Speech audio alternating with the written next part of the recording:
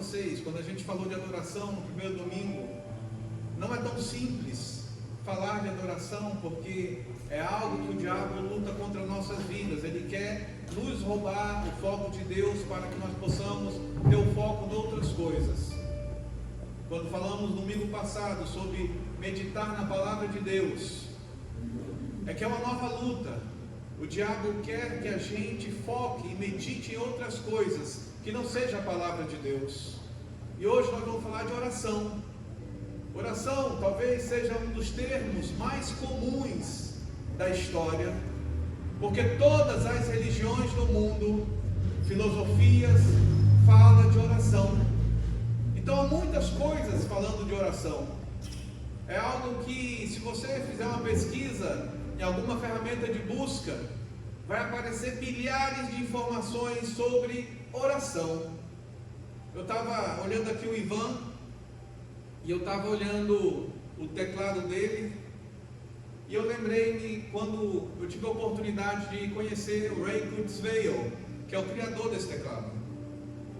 O Ray Kurzweil, ele é hoje o vice-presidente de tecnologia e inovação do Google. Ele é presidente da Universidade de Singularidade, lá no Vale do Silício, nos Estados Unidos.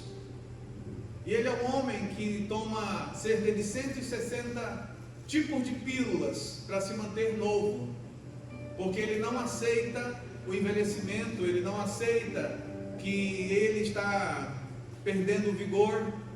E com a teoria da singularidade ele diz o seguinte: ele diz que vai chegar um dia em que nós vamos poder fazer um transplante de cabeça, mas não é a cabeça em si, é o cérebro e toda a coluna espinhal, e vai poder tirar o cérebro e toda a coluna espinhal e colocar numa máquina, e essa máquina vai viver eternamente. E ele acredita, e isso é ensinado lá no Vale do Silício, na Universidade de Singularidade, que vamos chegar ao momento em que nós seremos deuses, vivendo eternamente numa máquina. E quando eu tive a oportunidade de conhecer o Ray, falando de tecnologia, ele disse assim: nós não precisamos orar, porque nós somos deuses. Ore para você mesmo. Quando você acredita piamente em algo, isso vai acontecer, porque você é o seu Deus. E isso é pregado e ensinado em vários lugares do mundo hoje. Quantos filmes de tecnologia mostram essa tendência? Quantas tecnologias estão surgindo a partir dessa ideia de que a tecnologia vai te manter vivo e manter eterno a sua alma. Ray Kurzweil é um grande engenheiro, inventor, com uma capacidade tremenda, mas está perdido na sua própria vaidade, no seu próprio orgulho, no seu próprio conhecimento. Isso é uma das coisas que o diabo faz conosco. O diabo coloca em nós inúmeras coisas, inúmeras ideias, inúmeras filosofias, inúmeras ideias, para que a gente comece a achar que a gente sabe tudo, que a gente é capaz de tudo, e a gente não precisa de Deus. E orar é um sinal de fraqueza. Orar é um sinal de que você está se submetendo a alguém maior do que você. E vivemos numa geração muito orgulhosa. Não que seja esse orgulho, sabe, de se enaltecer, não dessa forma, mas o orgulho de achar que tem a resposta para tudo e de que não precisa pedir ajuda. E esse é um grande desafio para nós. Nós temos dificuldade de pedir ajuda, e porque temos dificuldade de pedir ajuda, temos dificuldade de orar. Porque a oração, na sua essência, é pedir ajuda. Orar, na sua essência, é você se prostrar, é você estar em algum lugar e dizer: Senhor, eu preciso de Ti, eu preciso da Tua intervenção, eu preciso, Senhor, que Tu me ajude a sair dessa circunstância que eu não sei controlar. Porque a tendência nossa é querer o controle das coisas, e quando perdemos o controle, aí nós perdemos o chão. Por isso tem tantas pessoas desesperadas tirando a vida, tantas pessoas desesperadas indo para as ruas, tantas pessoas desesperadas sem saber o que fazer, ou vai para filosofias.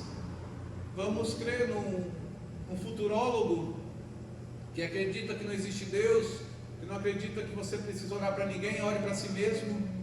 É tipo aquela foto de Napoleão Bonaparte lá no Museu do Louvre, em que ele estava sendo coroado e ele viu que não achava ninguém maior do que ele, e ele mesmo se autocoroou. Vivemos dias em que o diabo quer que você se autocoroe, que você se auto-engrandeça, você se auto-satisfaça. E a oração é um sinal de que nós reconhecemos que tem alguém maior do que nós, que nós reconhecemos que tem alguém que pode mudar a nossa sorte, que reconhecemos que tem alguém que nós podemos recorrer e abrir nosso coração. Mas se nós continuarmos nesse tipo de sentimento de que nós sabemos tudo, podemos tudo, orar vai ser um grande desafio, porque a oração ela nos transforma, a oração ela mexe com o nosso interior. Quantas pessoas boas hoje estão machucadas por outras pessoas que enganaram, por outras pessoas que fizeram coisas ou citaram coisas que a fizeram desviar, perder tempo, perder coisas, perder recursos. E essas pessoas nunca se arrependeram, e talvez nem vão se arrepender agora, mas um dia pode se arrepender. Mas será que o nosso coração vai estar pronto para isso quando chegar esse momento? Estava conversando com uma pessoa essa semana, um grande amigo meu, diretor de inovação lá da SPM, e ele estava falando do irmão dele. O irmão dele é um grande médico, conhecido em São Paulo e fora de São Paulo, e esse médico enganou ele, enganou a família. E ele estava muito revoltado, porque esse professor, que é um grande engenheiro, uma pessoa muito conhecida na área de engenharia e tecnologia do Brasil e fora do Brasil, ele estava dizendo assim para mim: Fernando, eu não sei se um dia eu vou ter força para perdoar o meu irmão, porque hoje a gente já está há 5 anos sem se falar, há 5 anos sem ver meus sobrinhos, há 5 anos sem reunir a família, há 5 anos em que nossa família está quebrada. E às vezes eu sinto Deus me tocando para ceder, mas quando eu me lembro de tudo aquilo que Ele fez, me volta o ódio, me volta a ira, e eu não quero ter um coração bom para perdoar. Eu quero continuar assim, para que eu não possa perdoá-lo. Só que existe uma coisa, Fernando, ele é católico. Eu, quando escuto as palavras que você me passa, porque todo dia eu gravo um vídeo, e nós estamos vendo o livro de Salmos todo. Hoje já estamos no Salmo 83, e no Salmo 85 estava falando sobre oração, e ele disse assim, eu ouvi aquela mensagem sobre oração, e eu comecei a lacrimejar, eu comecei a sentir Deus naquela palavra, e aí Deus começou a tocar no meu coração dizendo: arrependa-te, arrependa-te, você tem que perdoar. E aquilo mexeu muito comigo, e eu estou agora rezando, orando, para que Deus me dê coragem para continuar orando, para que eu possa perdoar. O perdão não é algo fácil. Por isso que o diabo ele não quer que a gente ore, porque quando a gente ora, a gente é quebrantado, quando a gente ora, a gente é sensibilizado, quando a gente ora, a gente começa a ter um olhar diferente para o próximo, e esse olhar diferente, ele nos dá misericórdia, ele nos dá compaixão. E hoje uma das coisas que a gente vê faltando na igreja: compaixão, amor. Deus é amor, e todo aquele que ama é nascido de Deus e conhece a Deus. Então, se eu estou na igreja e não amo o próximo, alguma coisa está errada. E orar é intimidade, orar é comunhão, orar é se aproximar, orar é se envolver, orar é baixar as armas, orar é se revelar. Quando a gente começa a orar, Deus começa a nos transformar. Quando a gente começa a orar, Deus começa a nos sensibilizar. Porque é muito fácil eu dizer: eu não vou naquele lugar, porque naquele lugar vai tal pessoa e aquela pessoa não perdoa. Eu não vou naquele lugar porque aquela pessoa me contamina. E é isso que o diabo ele quer, que a gente se autocoroe, se autossugestione, ou, como a singularidade de Ray Kurzweil diz, que a gente seja o seu próprio Deus e se salve de qualquer acusação. E quando a gente ora, na realidade a gente está se quebrantando, se confessando e dizendo para Deus: Senhor, eu preciso mudar. Quem não precisa mudar é porque não aprendeu nada na vida ainda, porque todos nós precisamos mudar alguma coisa, sempre evoluir, sempre transformar, sempre crescer, sempre avançar. E não há como nós avançarmos sem conhecer pessoas, sem nos relacionarmos com pessoas. E há pessoas que serão bênçãos em nossas vidas, e há pessoas que não serão bênçãos, mas serão lições para nós aprendermos sobre os limites da confiança, sobre os limites de ajudar, sobre os limites de trazer para casa ou trazer para perto. Todos nós já sofremos algum tipo de decepção com alguma pessoa. Eu lembro, já falei isso para vocês no passado, que a década de 80 foi considerada a década da indiferença. É tanto que Ridley Scott, um grande diretor de filmes, ele dirigiu um filme naquela época chamado Blade Runner, o Caçador de Androides. E naquele filme, na década de 80, ele queria mostrar, naquela época, olha, há muito tempo atrás, ele queria mostrar que um dia chegaria em que as máquinas seriam mais emocionais, mais emotivas e com bom senso do que o ser humano. Porque o caçador de androide que estava tentando matar um androide, a arma falha, ele cai, que era o Harrison Ford, e aquele androide vai lá e resgata ele, salva ele, e o androide se coloca na posição: ok, agora pode terminar o seu serviço, quer me destruir. E o ser humano destrói a máquina. Então você olha e vê que a máquina teve mais sensibilidade para perdoar o seu agressor, que era a mensagem que o Ridley Scott estava mostrando ali naquele filme, do que o ser humano agir em relação àquela máquina. Se na década de 80, que era chamada a década da indiferença, quanto mais hoje em dia, as pessoas não se importam mais uns com os outros. As pessoas, elas buscam perfeição. As pessoas chegam na igreja e dizem: olha, eu quero chegar na igreja e todo mundo levitar, todo mundo brilhar, todo mundo, sabe, sair fogo de dentro de si, de santidade, porque é o lugar que eu tenho que estar, porque é o local que eu mereço estar. Então não há maturidade nisso. Nós temos aí discípulos de Ray Kurzweil, pessoas que se acham autossuficientes, e que por autossuficiência acham que os bens, a cultura, o conhecimento, a capacidade técnica, muitas vezes, a torna melhor do que qualquer um, a torna maior do que qualquer um, e a faz deixar de ser humilde.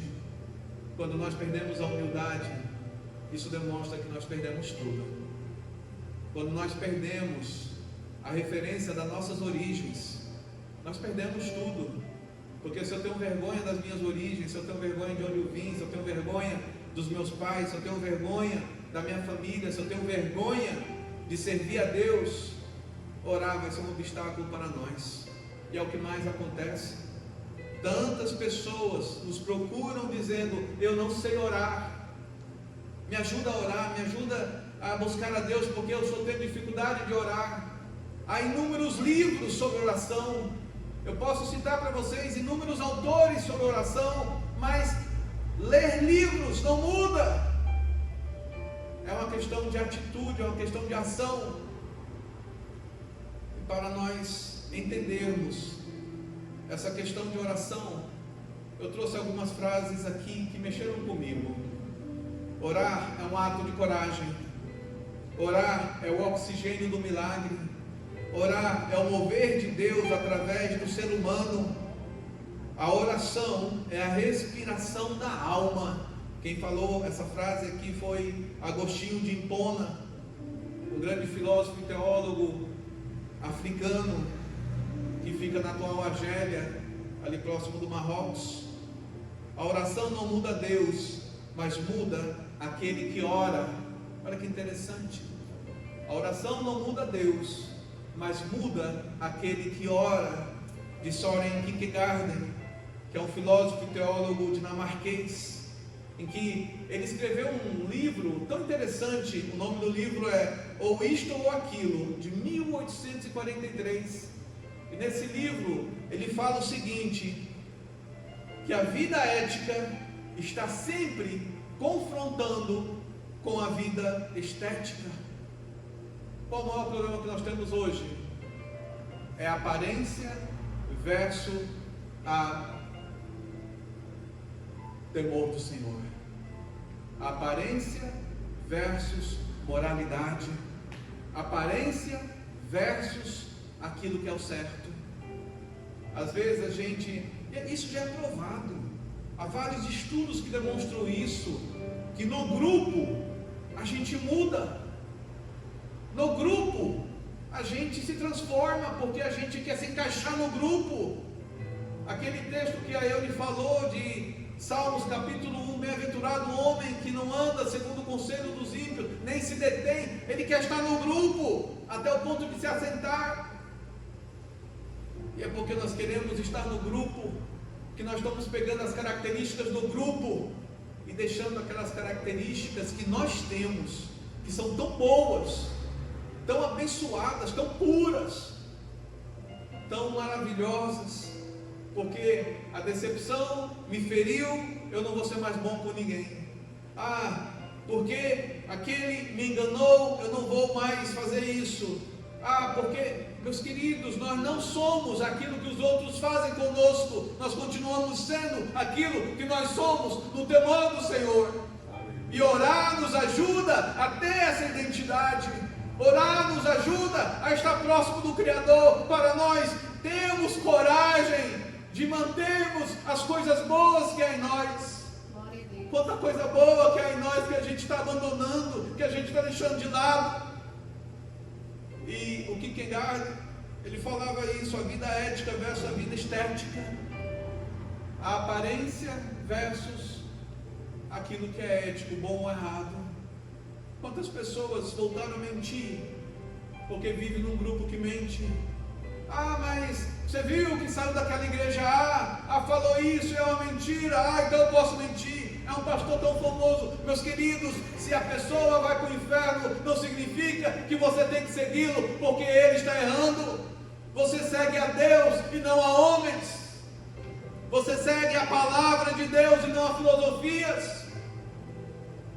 Enquanto nós continuarmos buscando homens, vamos nos decepcionar, porque homens falham, homens erram, homens, infelizmente, cada um tem a sua expectativa, o seu desejo, a sua vontade, e muitas vezes esses desejos e vontades são contrários aos nossos desejos e vontades. Mas uma coisa é certa, a palavra do Senhor diz em Provérbios capítulo 1, o princípio da sabedoria é o temor do Senhor. Quer fazer uma coisa certa? Tema a Deus primeiro, porque o começo da sabedoria é temer a Deus. Eu não vou errar porque eu temo a Deus. Eu não vou errar, não é porque eu não quero me encaixar, é porque eu temo a Deus. Eu não vou fazer isso, eu vou deixar esse mau hábito, eu vou deixar esse vício, eu vou deixar esse comportamento, eu vou deixar essa raiva que me corrói daquele fulano, daquele outro fulano, porque fizeram isso e isso. Meus queridos, nós não vamos tirar aquilo que é de bom de nós, por causa do erro que o outro fez conosco. Continue sendo bom. Deus vai te prosperar na sua bondade, Deus vai te prosperar no temor do Senhor, Deus vai te prosperar no caminho de buscar a Deus. Não é uma questão de estética, é uma questão de ética no temor do Senhor. A oração pode fazer mais do que o trabalho. Estou trabalhando tanto, pastor, está tão cansativo. Isso é um sinal de que você tem que orar mais, para que Deus prospere o fruto do seu trabalho. Pastor, eu tenho orado, mas Deus não tem ajudado. O problema é que vivemos dias de exposição, dias em que, para nós orarmos, temos que chamar a plateia, temos que ter curtida, temos que tirar foto e mostrar para todo mundo: estou orando, prepara que vai acontecer a qualquer momento um milagre. E fica todo mundo na expectativa de ver o que vai acontecer. E hoje está assim, está um Big Brother, está uma exposição da vida íntima de Deus nas nossas vidas, e a gente não cumpre mais o que a palavra diz em Mateus 6,6, quando você for orar, entra no teu quarto em secreto, você e Deus, entra em secreto, e em secreto o teu Pai vai te recompensar. É o que diz a Bíblia. Eu não tenho que expor minha intimidade com Deus para ninguém. A sua vida de oração é a tua vida de oração. Ninguém tem que saber quantas horas você ora. Ninguém tem que saber como é o teor da tua oração. Só tem que saber de uma coisa: que você crê no Deus da Bíblia e por isso ora, porque Jesus orava. Nós temos que orar porque nós precisamos orar. A oração pode fazer mais do que o trabalho. Se o trabalho está muito difícil, comece a ter um tempo na sua agenda do trabalho para orar. Vá para o banheiro, vá para o escritório, vá para algum lugar. Não é que você vai passar 1 hora, 2 horas, 3 horas, há tempo e modo para tudo, mas 1 minuto de oração pode mudar todo o seu dia. 2 minutos de oração pode transformar o resultado daquele dia. E por mais que Deus responda e transforme o resultado daquele dia, nós temos que entender algo também: que o mundo jaz do maligno, e o inimigo, ele vai lutar para cada um de nós se desviar. A Bíblia diz que Daniel, ele começou a interceder e passou 21 dias lutando em oração. E o anjo, ele veio e disse: olha, desde o momento que você começou a orar, eu vim, mas eu tive que lutar contra o príncipe da Pérsia, que era um demônio. Eu tive que lutar contra a resistência. De repente você já está orando há 15 dias, há 16 dias, há 20 dias, e o diabo está tentando fazer você parar de orar. Mas não pare de orar, persista, porque é na perseverança que a resposta vem. É continuar orando, é continuar buscando, é continuar crendo que Deus vai responder. Porque Deus não tem a obrigação de responder a nenhum de nós. Ele faz isso porque nos ama. Ele faz isso porque Ele conhece a nossa dor, Ele conhece o nosso coração, e Ele sabe se a resposta daquilo que nós estamos pedindo vai nos melhorar como pessoa ou não. Porque há muitas pessoas que se desviaram depois de ter a oração respondida. Há muitas pessoas que abandonaram Deus depois de ter a oração respondida, e isso é algo trágico, isso é algo que mexe conosco, porque eu conheci pessoas, não só uma, mas várias: Senhor, se o Senhor me der essa promoção, eu vou me dedicar mais a Ti, e está no mundo, nunca mais foi para a igreja. Senhor, se o Senhor fizer que eu tenha expansão nessa área, eu vou buscar mais a Ti, e até hoje não voltou para a igreja, se desviou totalmente. Senhor, se o Senhor me der isso que eu preciso, a resposta dessa causa, Senhor, eu vou me dedicar mais. Meus irmãos, Deus não tem barganha, com Deus não há troca. Deus, se o Senhor fizer, eu faço isso também. Isso não existe, isso é mentira do diabo. Deus na Bíblia demonstra que Ele nos dá porque Ele nos ama, não porque Ele quer algo em troca de nós. Até a nossa adoração é voluntária.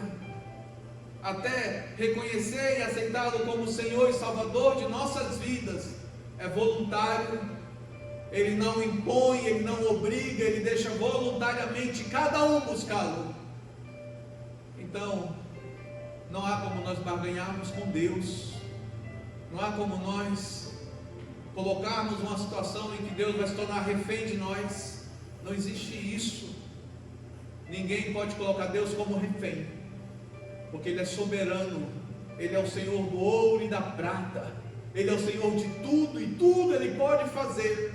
E quando nós nos prostramos diante dEle, como diz em 1 Pedro 5,6, humilhai-vos sob a poderosa mão de Deus,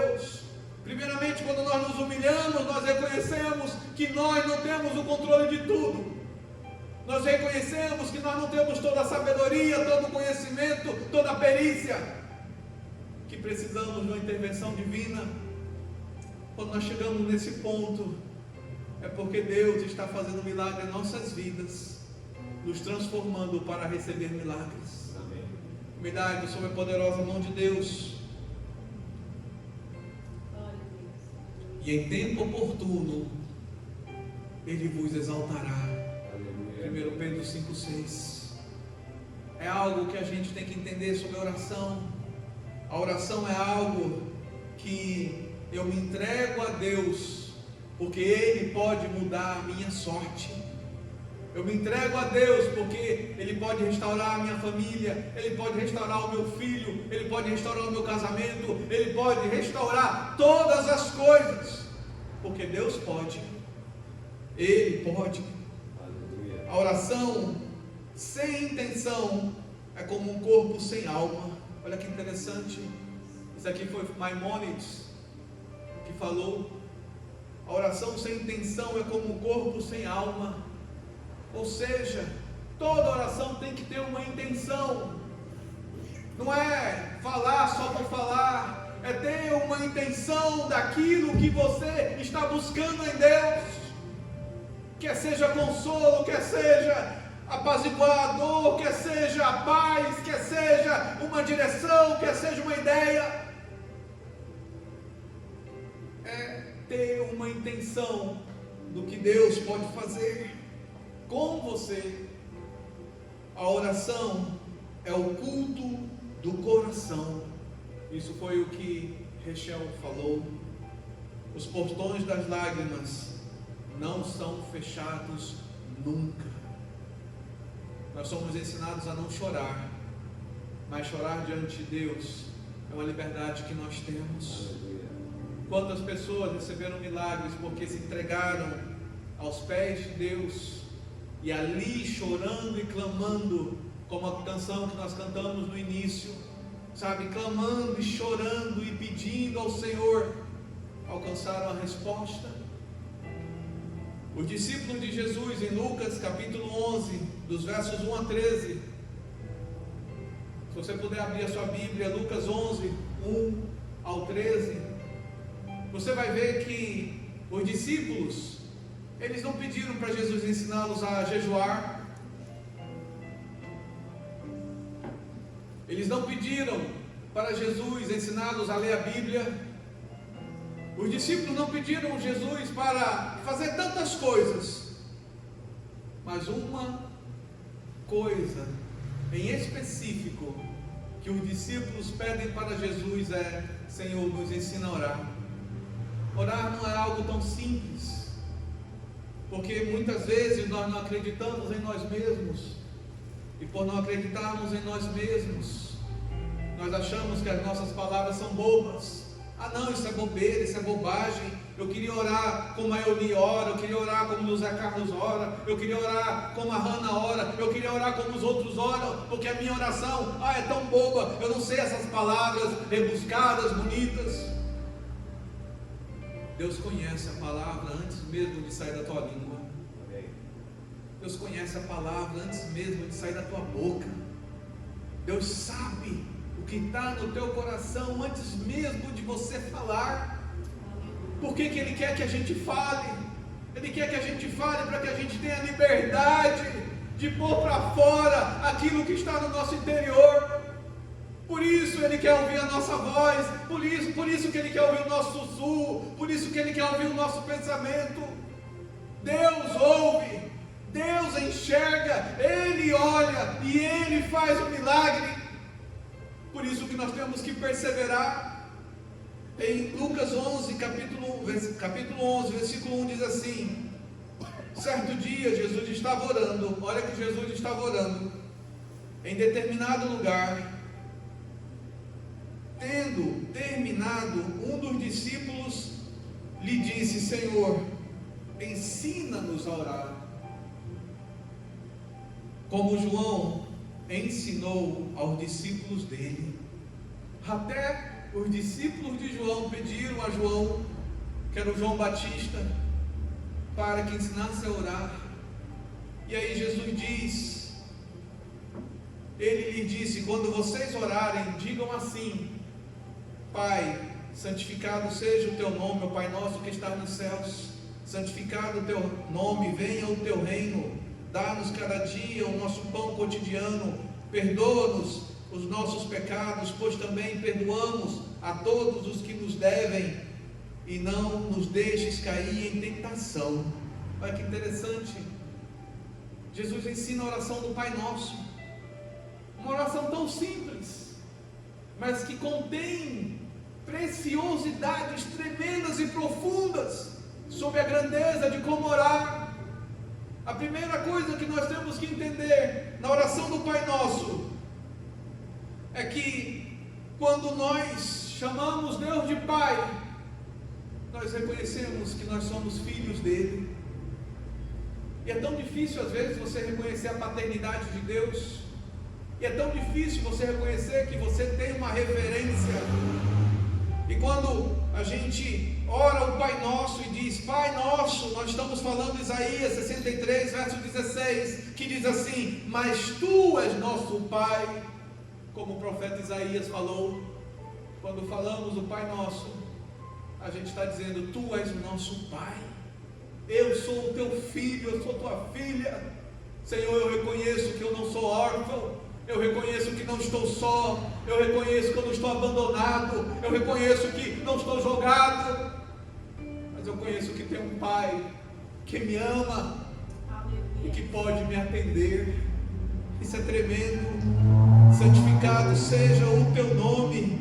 Nós estamos olhando ali para Ezequiel 36, 23, em que a gente vê a grandeza da santificação, da santidade do nome de Deus. Jesus é um nome santo. Então, para entrar na presença de Deus, eu tenho que entrar pedindo perdão por meus pecados, porque Deus não mente, Deus não peca, Deus não aceita suborno, Deus não aceita nada que seja carne.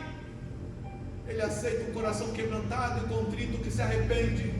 Ele aceita um coração que se volta para Ele e diz: santificado seja o teu nome, Tu és santo. Senhor, tira de mim toda impureza, tira de mim tudo aquilo que me afasta de Ti, tira tudo aquilo que pode bloquear a minha fala, a minha oração de chegar até a Ti. Isso é santidade, é reconhecer a santidade de Deus. Venha o teu reino, Daniel 7,14, que diz que Deus, Ele está estabelecendo um reino governado pelo próprio Deus, o reino de Deus, aquele reino em que a gente diz: Senhor, eu sei que eu estou nesse mundo, mas esse mundo está tão podre, esse mundo está tão violento, está tão corrupto, Senhor, mas eu quero que Tu me governes, que venha o Teu reino, que o Teu reino me governe, que o Senhor seja o líder da minha vida, seja o Senhor da minha vida. O Senhor é o meu pastor e nada me faltará. Salmos 23:1. É reconhecer o reino de Deus. Seja feita a Tua vontade. Salmos 40, verso 8. Tenho grande alegria em fazer a Tua vontade. É o que o salmista falou. Que seja feita a Tua vontade. Eu tenho prazer em fazer a vontade de Deus. Eu tenho prazer. E a vontade de Deus, a primeira, entre outras, que a vontade de Deus é que todos sejam salvos. Aleluia. Não abandone ninguém. Não abandone ninguém. Não abandone o seu parente. Não abandone o seu amigo. Não abandone o seu vizinho. Não significa que você tem que ir lá, que você tem que... Não significa isso. Não abandone, continue orando para que haja salvação, para que haja cura, para que haja transformação, porque Deus é salvação. E a vontade de Deus é que todos sejam salvos. Infelizmente, há pessoas que não querem.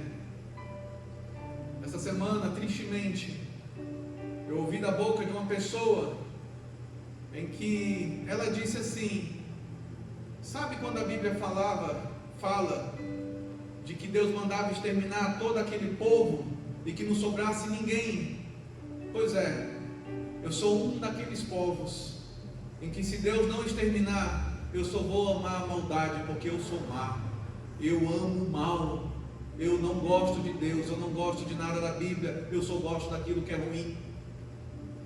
Imagina uma pessoa de 40 e poucos anos, com filhos, casamento, abandonando tudo porque diz que quer o mal e não quer Deus. Ah, mas pode estar brincando. A boca fala porque o coração está cheio. Tem muitas coisas que a gente está brincando e está falando, mas aquilo que a gente está falando e brincando está revelando o nosso coração. A Bíblia diz: não saia da tua boca nenhuma palavra torpe, mas que sejam palavras para edificação. Quantas palavras a gente quer falar para causar raiva no outro, para confrontar o outro, para fazer que o outro se sinta mal por aquelas palavras, mas demonstram a nossa falência espiritual e a nossa falência moral, sabe? Isso é um sinal de egoísmo, é um sinal de que você só pensa em você. É o que aconteceu com aquela pessoa, ela só pensa nela, só quer saber dela. E é isso que o diabo tenta fazer em cada um de nós, que a gente olhe somente para as nossas vidas e esqueça do outro. E a oração nos ensina a entender o coração de Deus, e a vontade de Deus é que todos sejam salvos, que todos sejam curados, que todos sejam transformados e que todos prosperem, apesar de que nem todos alcançarão isso tudo, porque nem todos estão prontos ainda. O pão nosso de cada dia dá-nos hoje, é o que fala lá em Êxodo 16, que Deus é o provedor, Deus é o que traz o mantimento, Deus é o que traz aquilo que precisamos. Mateus 6,33, buscai pois em primeiro lugar o reino de Deus e a sua justiça, e todas as outras coisas vos serão acrescentadas. Deus provê, Deus provê. Salmo 37 diz assim: fui moço e agora sou velho, e nunca vi um justo desamparado, nem a sua descendência a mendigar o pão. Então, meus queridos, a oração nos ensina a profetizar a palavra. Semana passada nós falamos sobre meditar na palavra, e uma das coisas mais importantes sobre a oração é que nós temos que aprender a orar a palavra. Por isso que nós temos que ler a Bíblia, para que nós possamos proclamar essas verdades, essa vida em nós, porque isso muda tudo. Perdoa as nossas dívidas, assim como nós perdoamos aos nossos devedores. É o que está lá em Levíticos capítulo 19, verso 18. Sabe que Deus, Ele demonstra que nós temos que ser compassivo, misericordioso. Temos que olhar para o outro, não como juízes, mas como pessoas que são médicas, que querem a cura daquela pessoa, a transformação, a restauração. Nós não podemos desistir de ninguém, essa é a grande verdade. E eu confesso para vocês, isso é muito difícil, porque tem pessoas que são muito arrogantes, tem pessoas que são terríveis. Mesmo assim, nós temos que ter compaixão daquela pessoa e orar por aquela pessoa. E não é fácil, é uma luta. Perdoa as nossas dívidas. Temos que orar diante de Deus: Senhor, eu tenho dívidas, eu tenho decisões erradas, eu tenho consequências erradas dessas decisões. Me perdoa, Senhor. Me ajuda, Senhor, a transformar essa maldição em bênção, que eu mesmo causei muitas vezes por imaturidade, que muitas vezes eu causei, Senhor, por não ouvir conselhos, que muitas vezes eu causei, Senhor, por ser arrogante demais. E não nos deixes cair em tentação, mas livra-nos do mal. Que é o que diz lá Salmo 121, verso 7: o Senhor te guardará de todo mal. O Senhor te guardará de todo mal. A oração é algo que pode transformar o nosso interior. A oração é algo que pode mudar a nossa maneira de ser. Por isso, volte a orar. Volte a ter um tempo na sua agenda para orar. Ao acordar, te acorde orando. Ao dormir, durma, mas se prostre antes e ore. No decorrer do dia, busque a Deus, ore. Jesus orava o tempo todo e trabalhava também, e lutava também, e tinha a vida dele de lutas também. Se nós não conseguimos fazer isso na nossa agenda particular, como nós iremos fazer as outras coisas? Porque o diabo, ele é especialista em distração. O papel do diabo é nos distrair.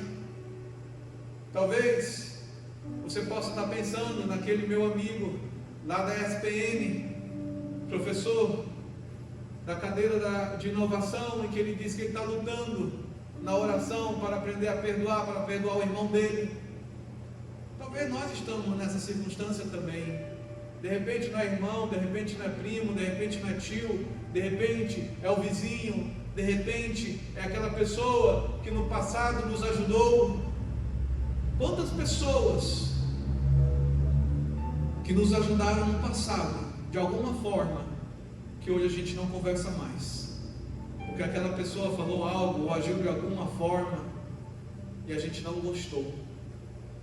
Quantas pessoas perderam amizade por questões políticas? Porque você é daqui, você é dali, você pensa assim, e cortou um relacionamento. Que absurdo! Como uma pessoa perde amizade por opinião política ou qualquer outro tipo de opinião. Isso acontece no futebol. Quantas pessoas perdem amizade por causa do futebol? Quantas pessoas perdem amizade por causa de bobagens? E de repente a gente está fugindo da oração porque a gente não quer orar para que Deus não nos mostre que a gente tem que perdoar aquela pessoa que a gente parou de conversar por bobagem, por uma coisa tão banal.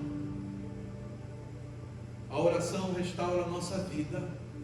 A oração transforma tudo aquilo que nós somos. Podemos ter um conhecimento técnico maravilhoso, mas é um conhecimento técnico. O conhecimento que transforma é o conhecimento que vem do coração de Deus e nos torna cada vez mais humanos, mais sensíveis e mais sensatos no temor do Senhor. Vamos curvar nossas cabeças e vamos orar. Talvez a oração mais importante que tenhamos que fazer nesse momento seja nos arrepender e dar a Deus toda a liberdade para nos curar, e dar a Deus toda a liberdade para Ele nos transformar, e dar a Deus todo o poder para Ele nos tocar, para nós termos a coragem de fazer aquilo que muitas vezes nós não queremos fazer aquilo que muitas vezes nós estamos lutando há anos para não fazer, que é perdoar, que é restaurar, que é curar, que é reconciliar. Deus é amor, e todo aquele que ama é nascido de Deus. Deus é um Deus de reconciliação, Deus é um Deus de transformação, e a oração é algo que nos dá o amor de Deus, e esse amor de Deus nos constrange, esse amor de Deus nos sensibiliza a perceber a humanidade do outro, a falha do outro como a nossa própria falha, e a dizer: Senhor, eu quero, ó Pai, eu quero te adorar, eu quero te buscar de total liberdade, sem nada bloqueando, Senhor. Ó Pai, esses nomes que Tu coloca na minha mente, Senhor, eu sei que Tu colocas com propósito, Senhor. Pessoas que podem ter me machucado, me ofendido, Senhor, pessoas que não merecem nem viver, eu as entrego nas Tuas mãos. Eu as entrego, ó Pai, a Ti, para que Tu, Senhor, possa restaurar a vida dessas pessoas, para que elas possam, ó Pai, ser salvas. Ó Deus, a oração, o Teu poder, não de transformar a Ti, Senhor, mas de nos transformar. E nessa manhã, Senhor, eu Te peço, me dá coragem para ser transformado, me dá coragem para ser tocado, me dá coragem para ser curado, me dá liberdade, Senhor, para receber a Tua bênção. Pai, sem limites, sem, ó Pai, limites. Oh Deus, aleluia, aleluia, Pai, a Tua palavra nos cura, a Tua palavra nos restaura, a Tua palavra nos dá vida. Oh Deus, que nessa semana Tu possas abençoar cada um, ó Pai, nas suas decisões, nas suas escolhas. Pai, que cada um nessa semana, ó Pai, tenha o poder da coragem para viver a plenitude da Tua palavra. Que tenham coragem, ó Pai, para crer naquilo que o Senhor pode fazer por elas. Oh Deus, que os Teus milagres venham, Senhor. Como foi falado aqui, as bênçãos do Senhor nos perseguirão e nos alcançarão. E essa é a palavra profética que eu lanço sobre cada pessoa nesse lugar. Que as bênçãos alcancem, que as bênçãos alcancem, que as bênçãos alcancem, e haja mudança, e haja transformação, e haja milagre, em nome do Senhor Jesus. Para que a nossa vida faça diferença nessa terra. Porque nós somos chamados de luz e sal nessa terra. Que sejamos luz e sal nessa terra, porque a porta é estreita, Senhor, e largo o caminho que leva à perdição. E eu não quero o caminho largo, eu quero andar no caminho, Senhor, que Te agrada. E esse caminho é estreito. E eu Te peço, me ajuda a andar no caminho estreito, sem condenar, sem acusar, em nome do Senhor Jesus. Amém, amém. E amém. Amém. Você pode aplaudir ao Senhor. Aleluia. Amém. Você vê que orar não é tão simples, né? A gente pensa que é só um ato de falar e está falado, mas não é tão simples. Vamos ficar de pé e vamos fazer nossa última oração. Amém. Amém. Que o amor do Pai, a comunhão do Filho e as doces consolações do Espírito Santo estejam sobre cada um de nós, hoje e sempre. Que cada um tenha uma semana abençoada no Senhor e prospere, e haja cura, e haja restauração, e haja vida e surpresas no Senhor, em nome de Jesus. Que Deus te abençoe. Boa semana. Aleluia. Não saia sem falar com o outro, cumprimentar. Somos uma igreja viva, um povo acolhedor, uma comunidade de discípulos de Jesus que o ama, o adora e busca obedecê-lo. Queremos tornar a palavra de Deus conhecida a todos para que o seu amor e salvação transforme vidas e corações. O anseio por servir faz parte da nossa maneira de viver e é expresso em inúmeros dos nossos projetos e iniciativas. Queremos ver o reino de Deus se expandir em todos os lugares, por isso não medimos esforços para pregar o Evangelho no templo, nas casas, nas comunidades, nas ruas, nas escolas, em São Paulo, no interior, no sertão, no Brasil, no mundo e até os confins da terra. Sabemos que formosos são os pés daqueles que anunciam o Evangelho. Entendemos o quanto o amor de Deus se materializa suprindo as necessidades dos vulneráveis e dos necessitados. Portanto, colocamos nossos ministérios, talentos, dons e recursos para servir em projetos sociais nos mais diversos lugares.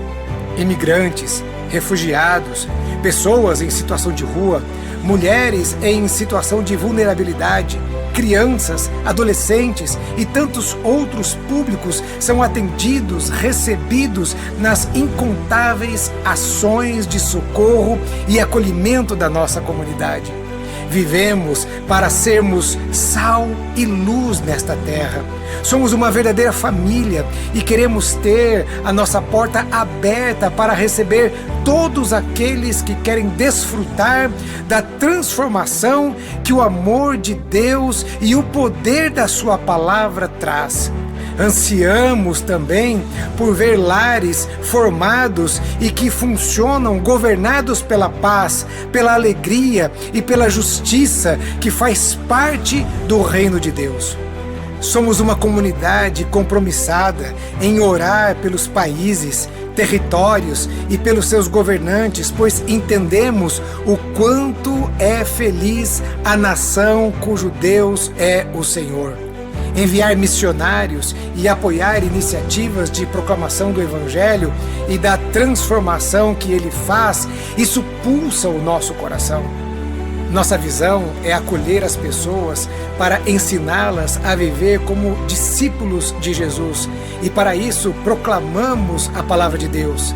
Ele, o Senhor, amou o mundo de tal maneira que enviou o seu único Filho para que todo aquele que nele crê não pereça, mas tenha a vida eterna. Essa é a mensagem que amamos. Esse é o Evangelho que cremos. Essa é a verdadeira e única razão de sermos simplesmente igreja. Sejam bem-vindos à Igreja Batista do Povo.